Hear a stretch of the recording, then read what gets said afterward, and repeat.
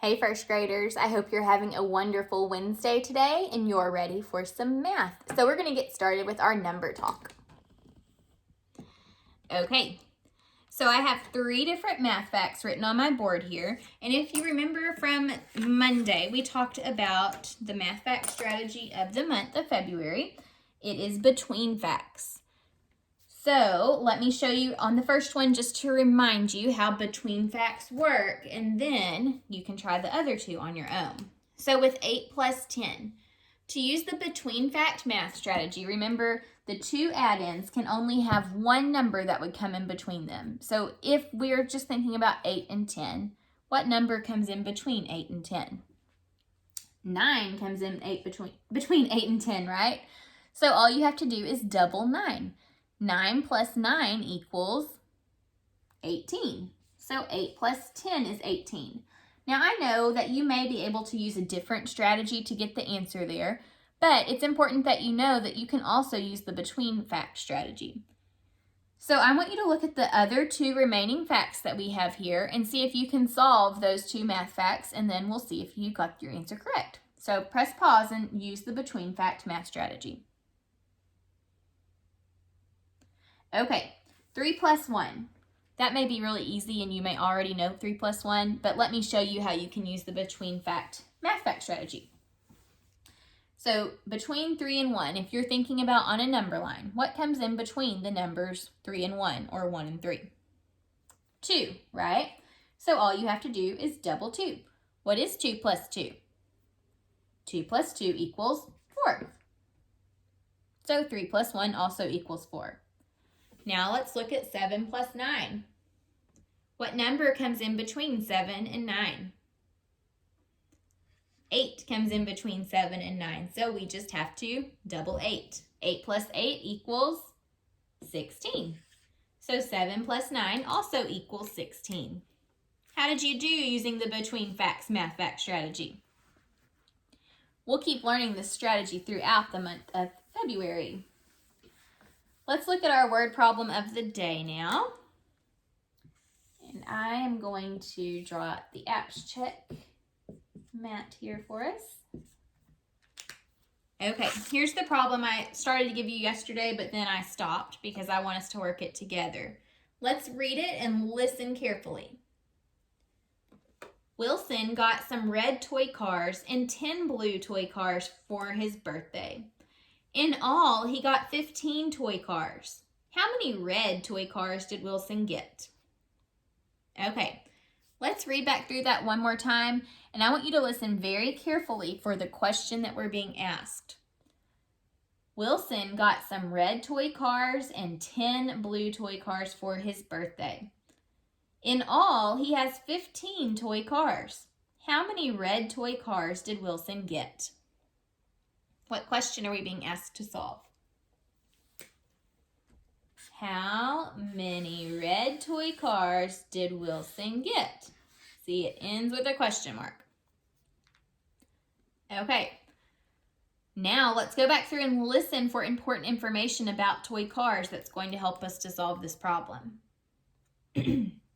Wilson got some red toy cars and 10 blue toy cars for his birthday. What's important in that sentence? Well, the word some is important because it tells us we know he got some red, and red was what we were trying to solve, but we just don't know how many. So some is kind of like a question mark. Okay, and he got 10 blue toy cars. 10 is important because it tells us the number or amount of other color toy cars that he got. In all, he has 15 toy cars. So 15 is important, and also the words in all. That tells us that's the whole. That's how many he has all together. We're trying to solve how many red ones he has, though. Okay, let's start making our plan.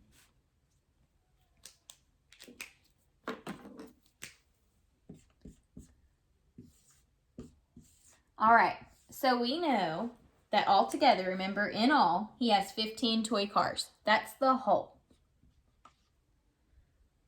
And we know that some of them are red, but we don't know how many, so that's a question mark. We know that 10 of them are blue. We need to know how many red toy cars did Wilson get? So we're trying to solve one of the parts. We are going to have to do what? Add or subtract?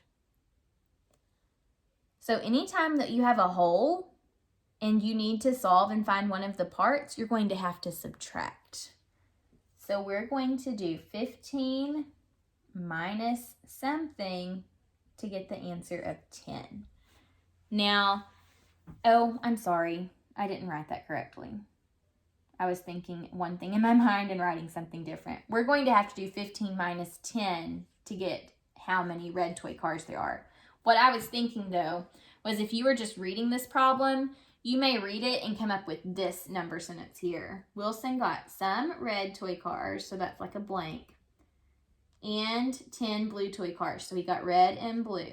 And together in all, he had 15. So you could think of it like that. Something plus 10 equals 15.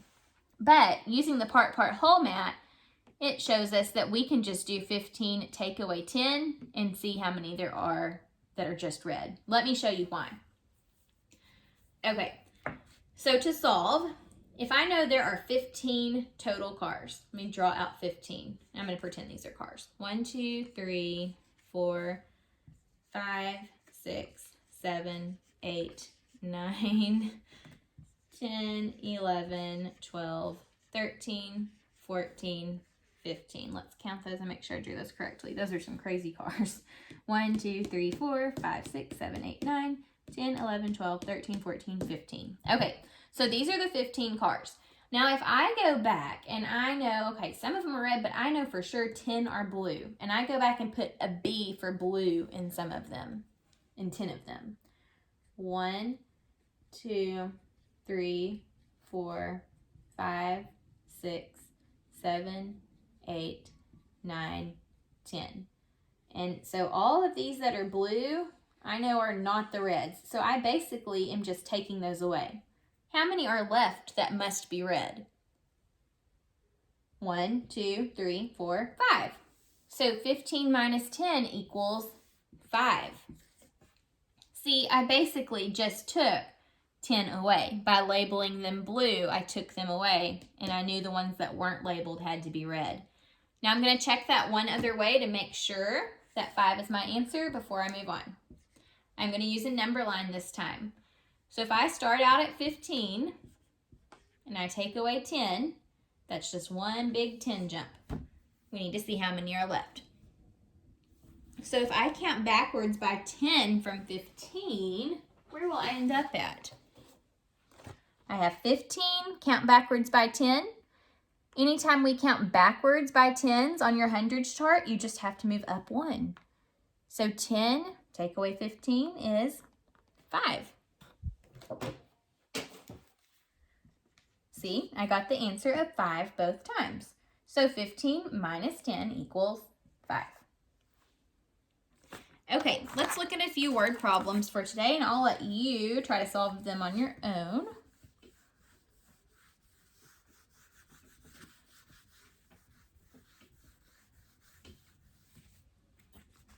All right, here's the first one. Lou cut 13 paper hearts. Caroline cut out 4 paper hearts. How many paper hearts did the friends cut out all together? All right, so press pause, and I want you to try to solve this problem on your own at home, and then we'll check it together.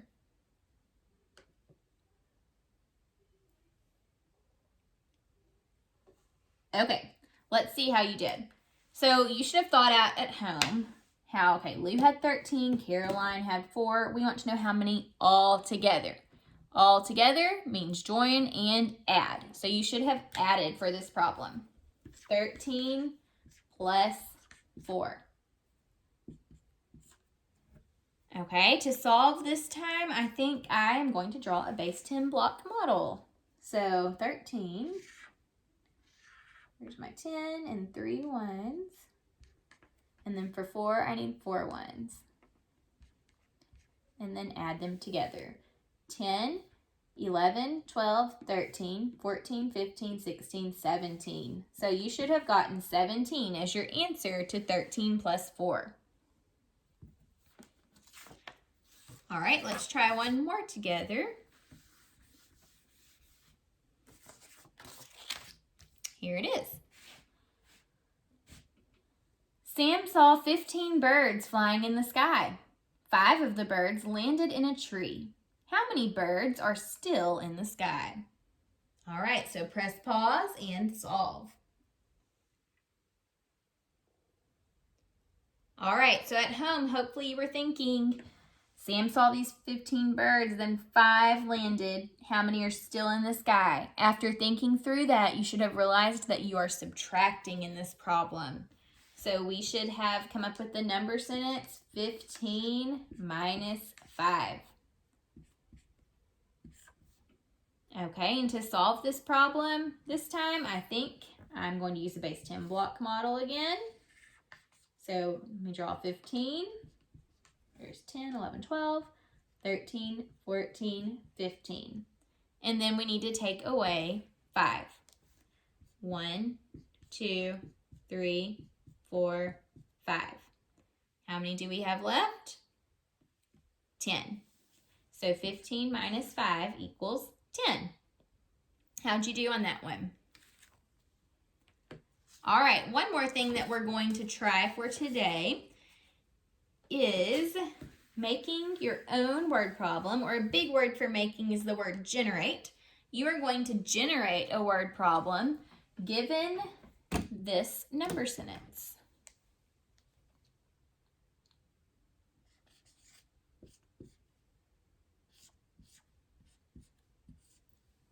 Five plus 11. So press pause and write your own word problem, and then I'll tell you one that I would have written.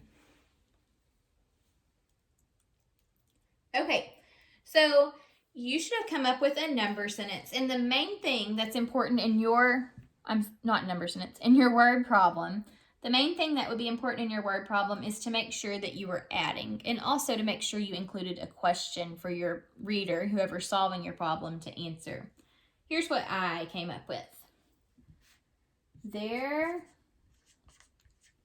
are 5 red hearts and 11 pink hearts. How many hearts are there in all?